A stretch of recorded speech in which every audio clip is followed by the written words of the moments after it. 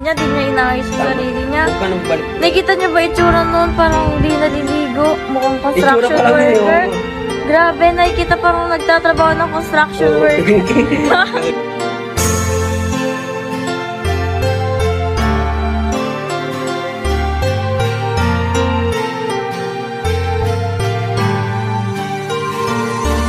Maghapong babad, kakahalo ng semento. Buhat ay mabibigat, nagtitiis na magtrabaho para sa mahal sa buhay. Handang gawin lahat, kahit na ang kapalit ay kamay na sugat-sugat. Di iniinda ang init na baka sa katawan. Iniisip na kailangan makipagsapalaran. Maraming nakapaligid na